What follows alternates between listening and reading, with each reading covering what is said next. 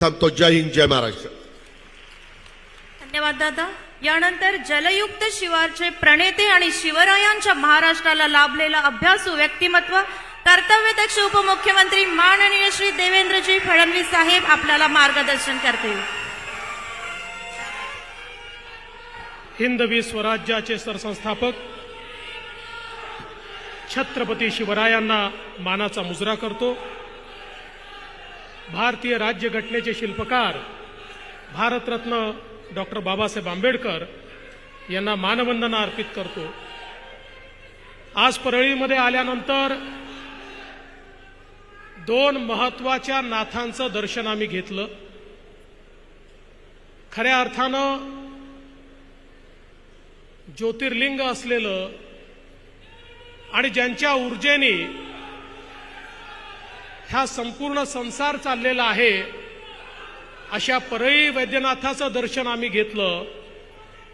आणि ज्यांच्या ऊर्जेमुळे राजकारणामध्ये आम्ही आहोत ते आमचे गोपीनाथराव मुंडे, त्या गोपीनाथाचं दर्शन देखील आज या ठिकाणी घेतलं. त्यामुळे एकीकडे परळी वैजनाथाच्या चरणी नतमस्तक होत असताना आमचे नेते गोपीनाथरावजी मुंडे यांना देखील या ठिकाणी विनम्र अभिवादन करतो. शासन आपल्या दारी ही संकल्पना ज्यांनी मांडली ते महाराष्ट्राचे लोकप्रिय मुख्यमंत्री आदरणीय एकनाथरावजी शिंदे साहेब, आपले धडाडीचे उपमुख्यमंत्री माननीय अजितदादा पवार साहेब, युवा नेते राज्याचे कृषी मंत्री आणि जिल्ह्याचे पालकमंत्री धनंजय मुंडेजी,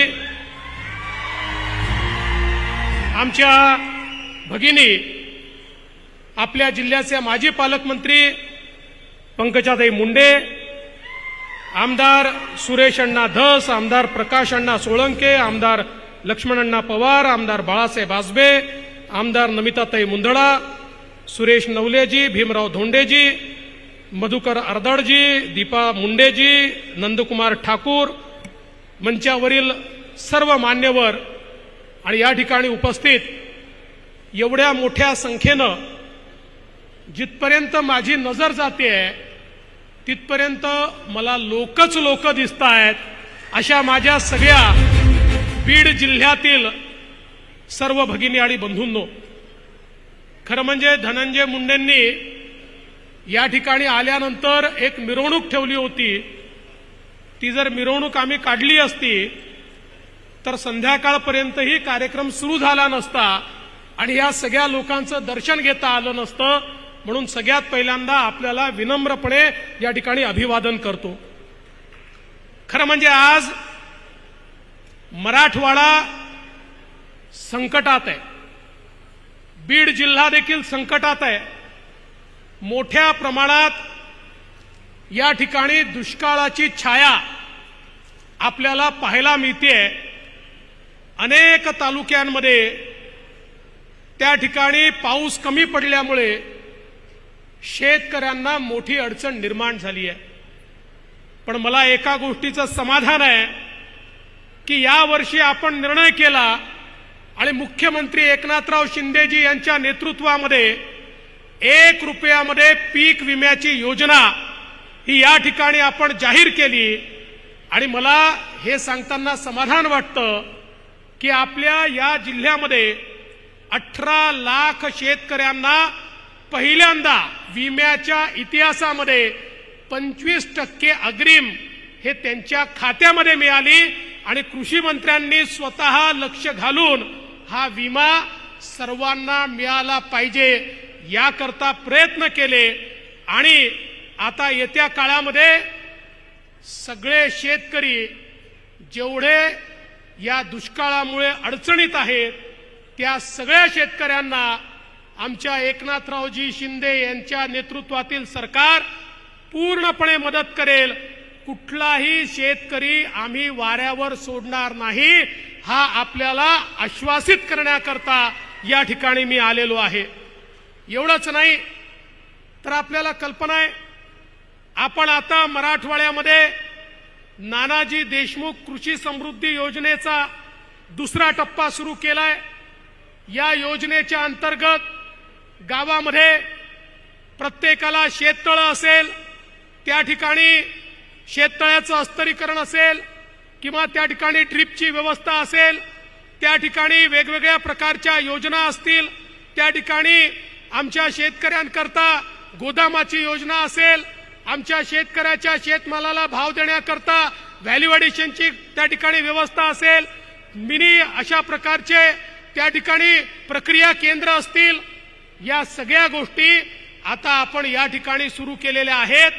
कुठेतरी आमच्या शेतकऱ्याला स्थैर्य यावं आणि त्याच्या शेतमालाला योग्य भाव मिळावा, हा प्रयत्न आपल्या सरकारच्या माध्यमातून चाललाय। आणि एवढंच नाही, लवकरच आम्ही केंद्र सरकारमध्ये पियुषजी गोयल यांच्यासोबत बैठक घेतोय। आमच्या सोयाबीनचा भाव वाढला पाहिजे, आमच्या कापसाचा भाव वाढला पाहिजे, याकरता देखील केंद्र सरकार सोबत बैठक घेऊन आमच्या शेतकऱ्याला जो काही माल त्याच्याकडे आहे त्या माध्यमातून उचित दिलासा मिळाला पाहिजे, अशा प्रकारचा प्रयत्न आपण करतो। मला एका गोष्टीचा अजून उल्लेख केला पाहिजे, आमच्या शेतकऱ्यांची सातत्याने मागणी असते ती आम्हाला दिवसा 12 तास वीज मिळाली पाहिजे। ही दिवसा 12 तास वीज मिळाली तर आमचा शेतकरी आपल्या हाडाचं काळं करतो, रक्ताचं पाणी करतो आणि त्या ठिकाणी आपल्या मेहनतीतून शेतमाल पिकवू शकतो। पण आपण वर्षानुवर्ष अर्धे दिवस सकाळी अर्धे दिवस रात्री वीज देतो, शेतकऱ्याला रात्री त्या ठिकाणी शेतीमध्ये जावं लागतं। आणि म्हणून आपण निर्णय केला, मुख्यमंत्री सौर कृषी वाहिनी योजना सुरू केली। आता या योजनेच्या अंतर्गत कृषी वाहिनी आपण सोलरवर करतोय आणि या माध्यमातून आमच्या शेतकऱ्यांना दिवसा 12 तास अखंडित वीज ही 365 दिवस आपण देण्याचा निर्णय घेतला। आणि मला आनंद आहे, पहिल्याच टप्प्यामध्ये बीड जिल्ह्यातल्या जवळपास 30% फिडरचं टेंडर हे आम्ही काढलेलं आहे। पुढच्या 3 महिन्यात अजून 30% फिडरचं आम्ही टेंडर काढू आणि पुढच्या वर्षापर्यंत बीड जिल्ह्यातल्या सगळ्या फिडरवर आम्ही सोलरायझेशनचं काम सुरू करू। 2 ते 2.5 वर्षामध्ये बीड जिल्ह्यातले सगळे फिडर हे सोलर फिडर असतील आणि बीड जिल्ह्यातल्या सगळ्या शेतकऱ्यांना दिवसा 12 तास अखंडित वीज ही त्या ठिकाणी देण्याचं काम हे आपल्या सरकारच्या माध्यमातून या ठिकाणी निश्चितपणे आपण करणार आहोत। आज खऱ्या अर्थानं हे सरकार गरीबाच्या पाठीशी, शेतकऱ्याच्या पाठीशी उभा आहे। मगाशी पालकमंत्र्यांनी उल्लेख केला की या ठिकाणी कृष्णा मराठवाडा योजना, खुंटेफळची योजना, या सगळ्या योजनांना चालना मिळाली। मला आठवतं मागच्या काळात जेव्हा मुख्यमंत्री होतो त्या काळामध्ये आपण कृष्णा मराठवाड्याला सुप्रमा दिली, त्यानंतर पुन्हा सरकार आलं शिंदे साहेबांच्या नेतृत्वामध्ये, आम्ही पुन्हा 11,400 कोटी रुपयाची सुप्रमा या ठिकाणी दिली आणि मराठवाड्याच्या हक्काचं पाणी हे मराठवाड्यामध्ये आणण्याकरता आपल्या सरकारने जो निर्धार केला तो निर्धार आता पूर्णत्वाला चाललेला आहे आणि मराठवाड्याच्या हक्काचं पाणी हे मराठवाड्यामध्ये आणण्याचं काम आपण करतोय। आणि एवढंच नाही, अजितदादांनी सांगितलं हे खरं आहे, मागच्या काळात आपण निर्णय घेतला आणि वाहून जाणारं पाणी गोदावरीच्या खोऱ्यामध्ये आणून मराठवाड्याला दुष्काळ मुक्त करण्याचा निर्णय आपण त्या ठिकाणी घेतला। आता त्या कामालाही गती मिळालेली आहे। लवकरच आम्ही MWRRA कडे चाललो। MWRRA ची मान्यता मिळाल्यानंतर वाहून जाणारं पाणी हे गोदावरीच्या खोऱ्यामध्ये आणून आमच्या मराठवाड्याला दुष्काळ मुक्त करण्याचं काम हे आम्ही त्या ठिकाणी करणार आहोत। एवढंच नाही तर मागच्या काळामध्ये मराठवाडा ग्रीडचं काम आपण सुरू केलं होतं, काही कारणाने मध्यंतरी आलेल्या सरकारने ते थांबवलं होतं। आता आपण मराठवाडा ग्रीडचा प्रस्ताव केंद्र सरकारकडे पाठवलाय आणि मी विश्वासाने सांगतो केंद्राची मान्यता मिळाल्यानंतर मराठवाडा ग्रीडचा प्रस्ताव देखील या ठिकाणी मंजूर होईल आणि आपण संपूर्ण पाईपच्या जाळ्याने गावोगावी पिण्याचं पाणी, शेतीचं पाणी हे मराठवाडा ग्रीडच्या माध्यमातून सगळ्या धरणांना जोडून मराठवाड्याला दुष्काळ मुक्त करण्याकरता एक मोठं त्या ठिकाणी पाऊल उचलणार आहोत. आणि म्हणून मला या निमित्ताने सांगायचं आहे, आपलं सरकार सामान्य माणसाच्या पाठीशी उभं आहे. जलयुक्त शिवारच्या अंतर्गत मागच्या काळामध्ये पंकजाताईंच्या नेतृत्वात या जिल्ह्यात अतिशय सुंदर काम झालं. आता जलयुक्त शिवार टप्पा 2 आपण सुरू केलाय.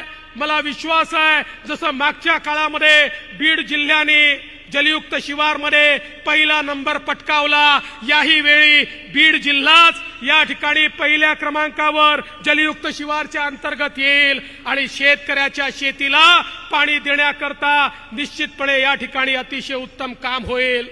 धनंजयजी, आपण साठवण तलावाची मागणी केली होती. मी म्हटलं परळीला चाललोय, पुन्हा तुम्ही विचाराल काय झालं. कालच 8ही साठवण तलावांना मी मान्यता दिलेली आहे आणि त्याचं काम देखील आता लवकरच आपण सुरू करतो. खरं म्हणजे या सरकारने घेतलेला एक एक निर्णय हा अत्यंत महत्वाचा निर्णय आहे. आज इतक्या मोठ्या प्रमाणात माता भगिनी या ठिकाणी आहे. पंकजाताई, मागच्या काळामध्ये माझी लेक भाग्यश्री सारखी चांगली योजना आपण सुरू केली. आता त्याचा पुढचा टप्पा आपण सुरू केलाय. एकनाथरावजी शिंदे यांच्या नेतृत्वामध्ये लेक लाडकी योजना सुरू केली आहे. ज्या घरामध्ये मुलगी जन्माला येईल ते घर लखपती झालं पाहिजे.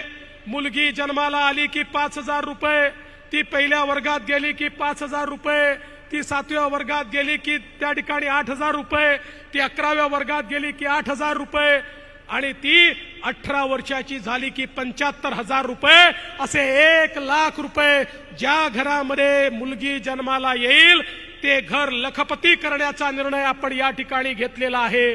आणि एवढंच नाही तर एक अजून निर्णय घेतलाय. आमच्या माता भगिनींनी त्या निर्णयाचं मोठं स्वागत केलं आहे. आता आमच्या माता भगिनींना एसटी मध्ये जो काही प्रवास आहे तो माता भगिनींकरता 50% तिकिटामध्ये आपण केलाय. 50% मोफत. माता भगिनींनी मुख्यमंत्र्यांचं टाळ्या वाजवून स्वागत केलं पाहिजे की माता भगिनींना आता 50%च पैसे लागतात.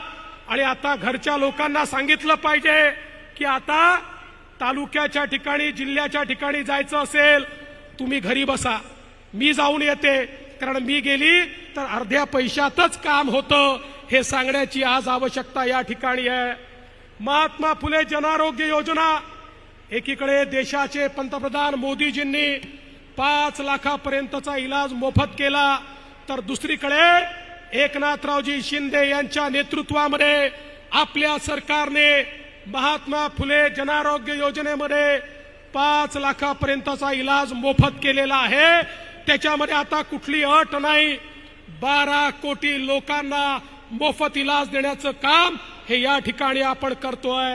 एवढंच नाही तर आता आपण महाराष्ट्रामध्ये मोदी आवास योजना सुरू केली आहे आणि मोदी आवास योजनेच्या अंतर्गत 10 लाख घरं ओबीसी करता या ठिकाणी बांधण्याचा निर्णय हा आपल्या सरकारने घेतलाय.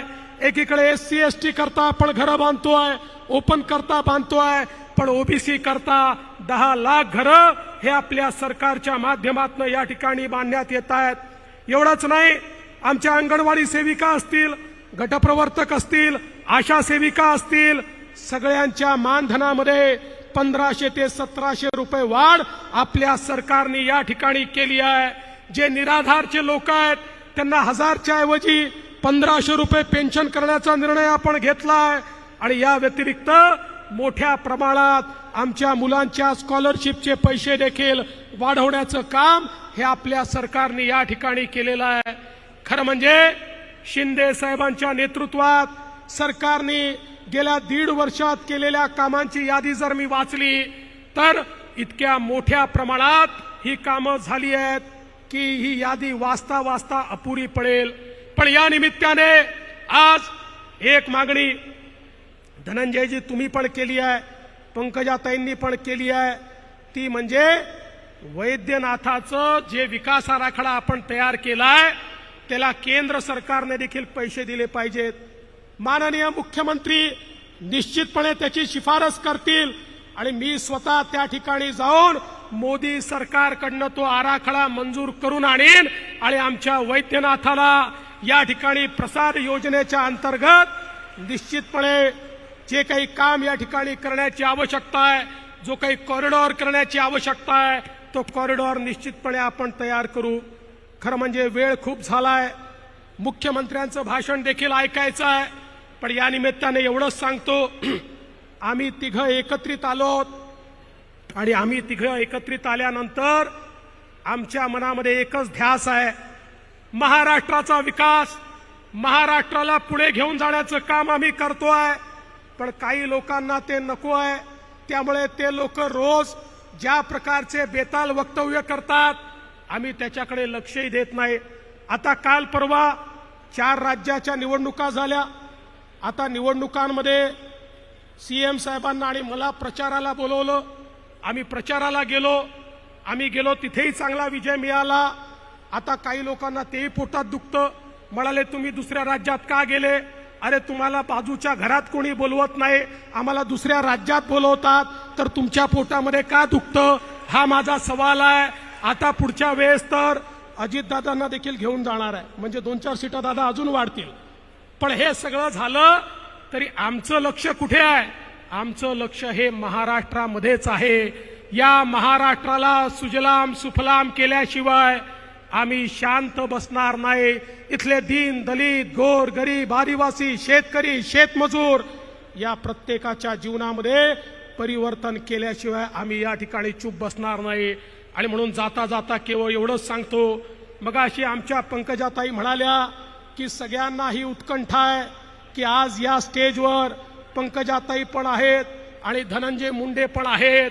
मी दोघांना विनंती एवढीच करेन की तुम्ही असेच एका स्टेजवर राहा आणि आमच्या तिघांची ताकद तुमच्या पाठीशी अशी उभी करू की परळी असेल, बीड असेल, काहीही पाहायची आवश्यकता नाही. आम्ही पूर्ण ताकदीने ताई तुमच्या पाठीशी आहोत आणि तुम्ही सगळे जर एकत्रित राहिलात तर परळीचंही कल्याण होईल, बीडचंही कल्याण होईल आणि महाराष्ट्राचंही कल्याण होईल.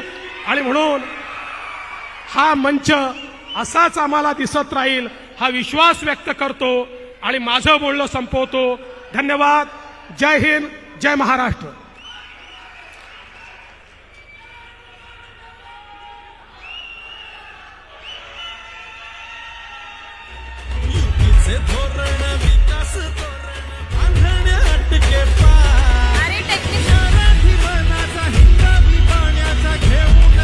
हॅलो.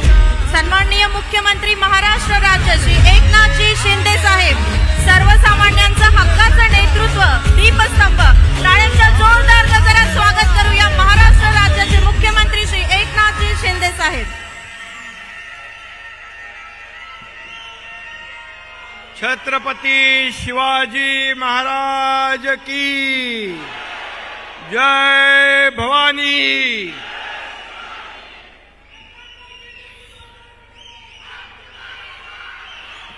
शासन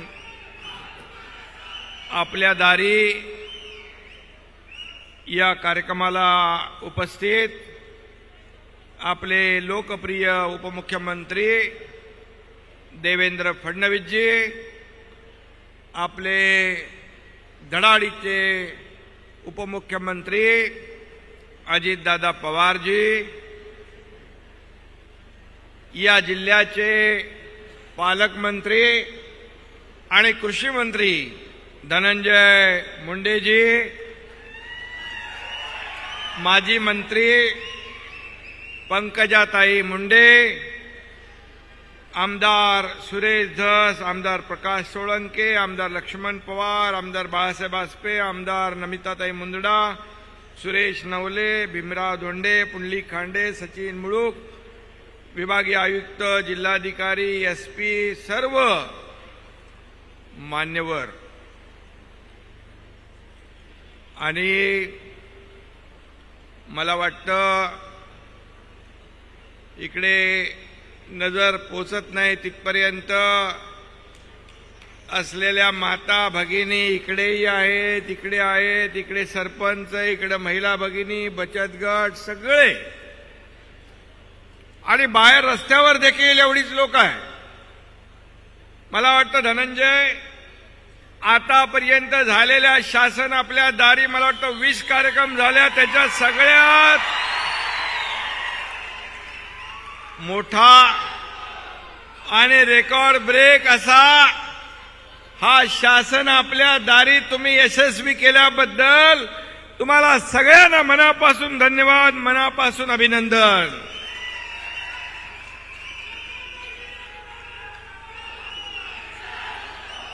खरं म्हणजे येताना आम्ही 12 ज्योतिर्लिंगापैकी परळी वैजनाथचं दर्शन घेतलं आणि आमचे मित्र, आपल्या सगळ्यांचं लोकप्रिय लोकनेते गोपीनाथराव मुंडे यांच्याही समाधीचं दर्शन आम्ही घेतलं. खरं म्हणजे हा बीड जिल्हा, परळी तालुका हा खरं म्हणजे एक ऐतिहासिक आहे. वीरशैव लिंगाय समाजाचं दैवत मन्मथ स्वामींची समाधी देखील इथं आहे. मराठवाडा मुक्ती संग्रामात शहीद झालेल्या बीड जिल्ह्यातल्या शूरवीरांना देखील मी विनम्र आदरांजली अर्पण करतो. आणि आपल्या सगळ्यांनाच खरं म्हणजे धनंजय मुंडे यांनी फार मोठी मिरवणुकीची तयारी केली होती, परंतु पुन्हा मुंबईमध्ये महत्वाचे कार्यक्रम असल्यामुळे धनंजयला आम्ही विनंती केली आणि तुम्हालाही मनापासून मी धन्यवाद देतो की आपण जी तयारी केली, एवढ्या मोठ्या प्रचंड प्रमाणामध्ये आपण उपस्थित झालात, हेलिकॉप्टरनी पुष्पवृष्टी झाली, एक ऐतिहासिक सोहळा या ठिकाणी आपल्याला पाहायला मिळतोय, ऐतिहासिक सोहळा. आणि आम्ही येताना आमच्या तिघांच्या बरोबर पंकजाताईला पण विमानातून घेऊन आलो आणि हेलिकॉप्टरमध्ये धनंजयला पण घेतलं आणि सगळ्यांना एकत्र घेऊन या व्यासपीठावर आलेलो आहे. आता धनंजयनी सांगितलंय, या बीडचा विकास आपण सगळ्यांनी एकत्र येऊन करू, एक दिलाने करू. सरकार आपल्या पाठीशी आहे. सरकार हे सर्वसामान्यांचं आहे, हे गोरगरिबांचं आहे, हे कष्टकऱ्यांचं आहे, या महिला भगिनींचं आहे. आणि म्हणूनच शासन आपल्या दारी जवळपास 20 कार्यक्रम झाले. मला आपल्याला सांगायला समाधान वाटतंय की जवळपास 1,84,00,000 लोकांनी या शासन आपल्या दारीचा फायदा घेतलाय, लाभ घेतला. खरं म्हणजे योजना, निर्णय, लाभ, लाभार्थी हे सगळं ठरलेलं असतं, परंतु लाभ घेण्यासाठी, लाभ मिळवण्यासाठी ज्या चक्रा माराव्या लागतात, जे खेटे घालावे लागतात, ते आपल्या सरकारमध्ये लागता कामा नये. म्हणून आम्ही ठरवलं की शासन छताखाली एका जाऊन आपल्या दारी जाऊन या सगळ्या सुविधा आणि लाभ देण्याचा निर्णय आम्ही घेतला. खरं म्हणजे मी जिल्हाधिकारी, सर्व अधिकारी यांचं मनापासून अभिनंदन करतो, अगदी कर्मचाऱ्यांपर्यंत, की गावागावामध्ये जाऊन लाभार्थ्यांना शोधणं, त्यांची नोंद करणं, हे मला वाटतं कधी कधी कुणी पाहिलं नसेल. परंतु ही देखील एक स्पर्धा लागलेली आहे प्रशासनामध्ये. कारण शेवटी आज आपण पाहिलं की लाभार्थी व्यासपीठावर होते, लाभार्थी आपापले लाभ घेऊन गेले. जवळपास या ठिकाणी आज आपण 749 कोटी रुपयांचे लाभ या ठिकाणी वाटतोय. 749 कोटी. आणि म्हणून 286 कोटींचा परळी वैजनाथ ज्योतिर्लिंग विकासाचा देखील आज भूमिपूजन झालेलं आहे. आणखी काय काय मगाशी धनंजय यांनी सांगितलं की आपल्याला मिळालेला निधी, या ठिकाणच्या विकासाला सरकारने दिलेली साथ, पण एक मात्र आणखी ते सांगायला विसरले, ते मी या ठिकाणी सांगू इच्छितो की नगरोत्थानमधून कालच मी सही करून एक नगरोत्थान टप्पा 2 मध्ये 141 कोटीला मान्यता दिलेली आहे आणि हा GR देखील आहे. आम्ही फक्त बोलत नाही तर करून दाखवतो आणि केल्यावर बोलतो. पण आज काही लोक म्हणतात पत्रकार परिषद घेऊन की हा शासन आपल्या दारी, हा सरकारचा बोगस कार्यक्रम आहे. मला सांगा, तुम्ही हजारो लोक या ठिकाणी उपस्थित झालात. या व्यासपीठावरून अनेक लोकांनी लाभ घेऊन गेले. जे 2.5 वर्ष घरी बसले त्यांना काय कळणार शासन आपल्या दारीचं महत्व? काय कळणार शेतकऱ्यांच्या, कष्टकऱ्यांच्या आणि माता भगिनींच्या वेदना? आणि म्हणून ज्यांनी 2.5 वर्ष घरात बसून बोगसगिरी केली त्यांनी या कार्यक्रमाला बोगस म्हणावं, हा तमाम या शासन आपल्या दारीमध्ये आलेल्या लोकांचा अपमान आहे. आणि म्हणून मी आपल्याला एवढंच सांगतो, या शासन आपल्या दारी हा जो कार्यक्रम आहे हा सर्वसामान्य लोकांसाठी आहे, सर्वसामान्यांना न्याय देण्यासाठी आहे. हे सरकार तुमचं आहे, हे सरकार आपलं आहे. आणि म्हणून आपल्या सरकारमध्ये असणाऱ्या योजना, त्यांची अंमलबजावणी काटेकोरपणे झाली पाहिजे, म्हणून आपला हा आटापिटा आहे. आणि म्हणूनच मी आपल्याला एवढंच सांगेन की कुठल्याही परिस्थितीमध्ये आम्ही बिलकुल, मगाशी अजितदादाही म्हणाले, देवेंद्रजी म्हणाले, त्यांच्या पायाखालची वाळू सरकली आहे, काय करावं सुचत नाही. एवढ्या मोठ्या संख्येने लोक या शासन आपल्या दारी या कार्यक्रमाला येऊ लागले. निवडणुकीमध्ये काय होणार? आणखी पुढे कार्यक्रम आहेत. पुढच्या गेल्या आठवड्यामध्ये ग्रामपंचायतीच्या निवडणुकांमध्ये आपल्या महायुतीला 2/3 पूर्ण बहुमत मिळालं. ही पोटदुखी आहे आणि ही पोटदुखी त्यांच्या छातीत धडकी भरवणारी आहे. परंतु आम्ही त्यांना कामाने उत्तर देतोय. तुम्ही किती आरोप केले तरी सुद्धा डबल तेवढ्या ताकदीचं काम सरकार केल्याशिवाय राहणार नाही. आणि म्हणून काल परवाच्या दिवशी जे निकाल लागले ते निकाल पाहिल्यानंतर मोदीजींची जी काही लाट या देशामध्ये लोकांनी पाहिली, मोदीजींचा करिश्मा संपला असं म्हणणाऱ्यांना मुंहतोड जवाब या देशातल्या जनतेने दिलेला आहे.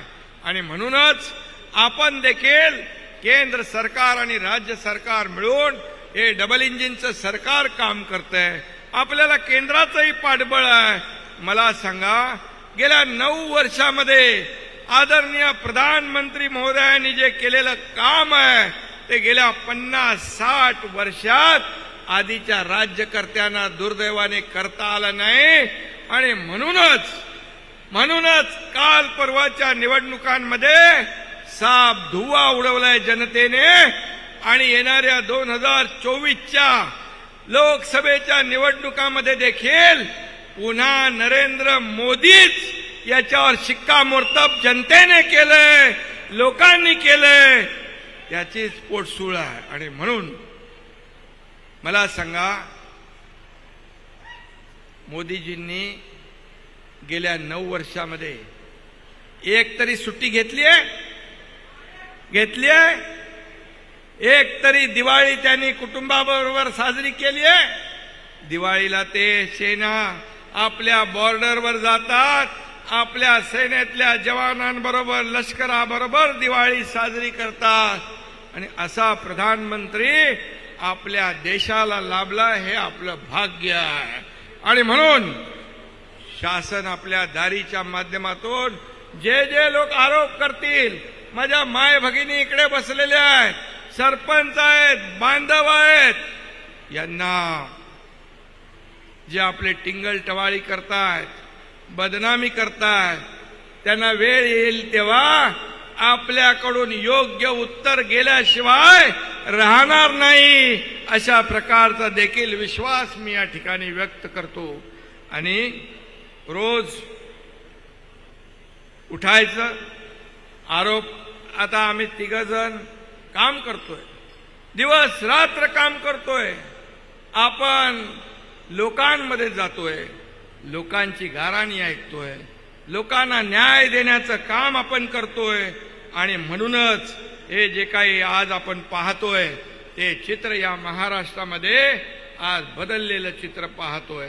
आणि आज जे आम्ही निर्णय घेतलेत, जे देवेंद्रजींनी या ठिकाणी सांगितलेत, सर्वसामान्य लोकांच्या हितासाठी, शेतकऱ्यांसाठी, कष्टकऱ्यांसाठी, शेतकऱ्यांना म्हणाले वाऱ्यावर सोडले. मला सांगा, शेतकऱ्यांचा मोबदला, नुकसान भरपाई आपण NDRFच्या दुप्पट केली, 2 हेक्टरचे 3 हेक्टर केले. सततच्या पावसामुळे होणारं नुकसान आपण नुकसानीमध्ये धरलं. 1 रुपयामध्ये पीक विमा योजना केली.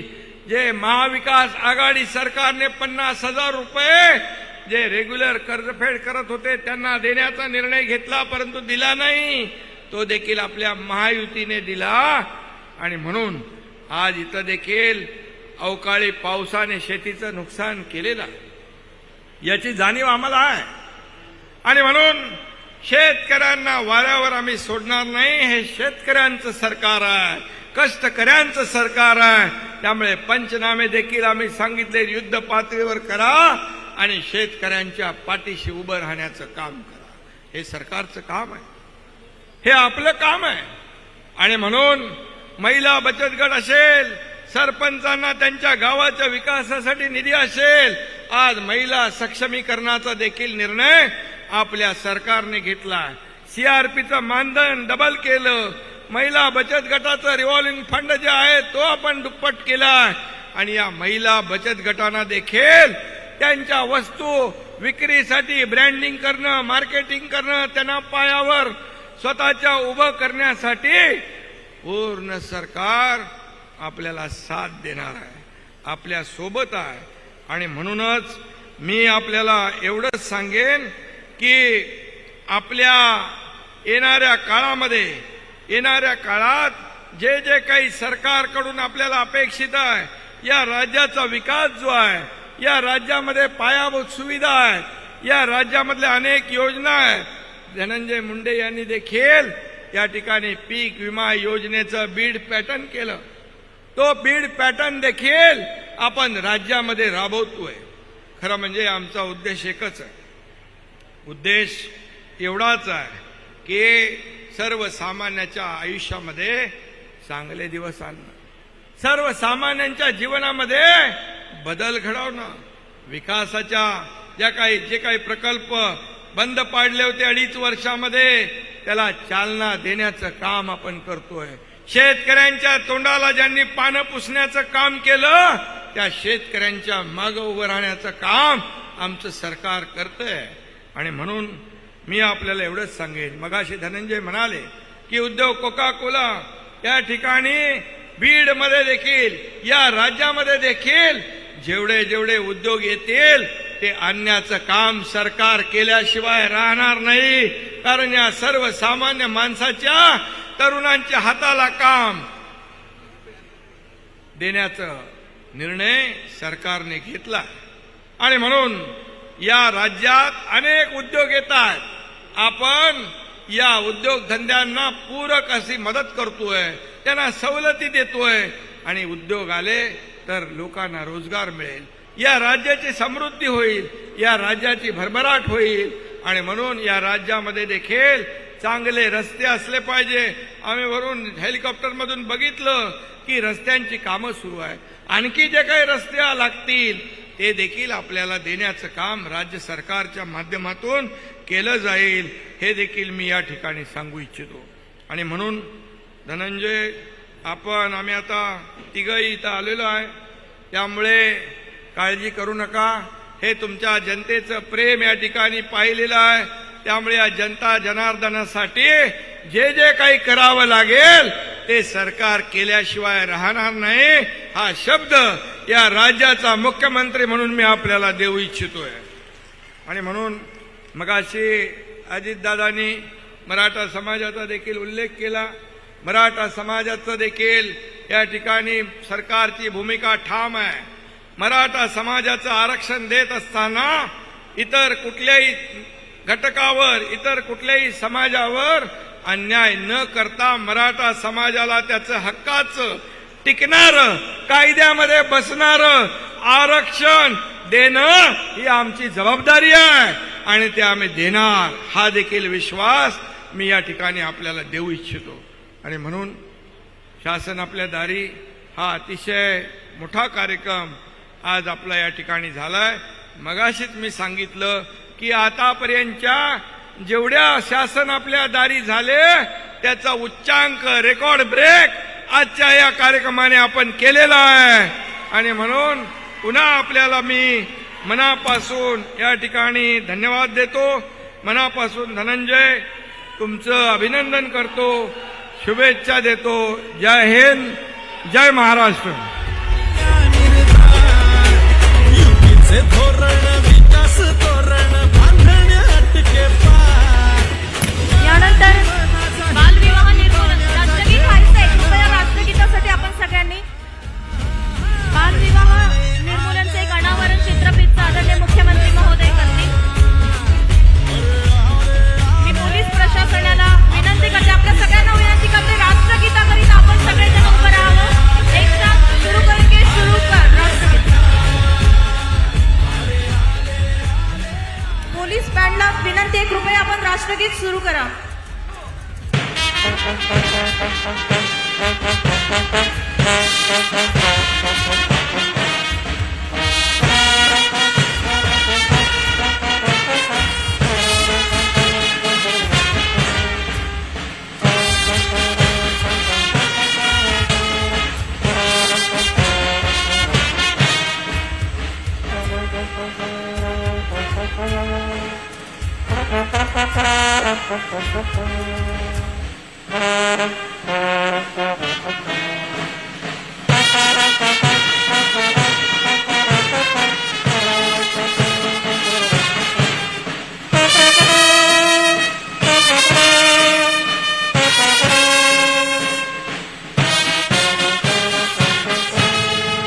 भारत माता की. विचारपीठावरील उपस्थित सर्व मान्यवरांचं जिल्हा प्रशासन बीडच्या वतीने मनपूर्वक आभार. या कार्यक्रमाला उपस्थित सर्व अधिकारी मंडळींचं मनपूर्वक आभार.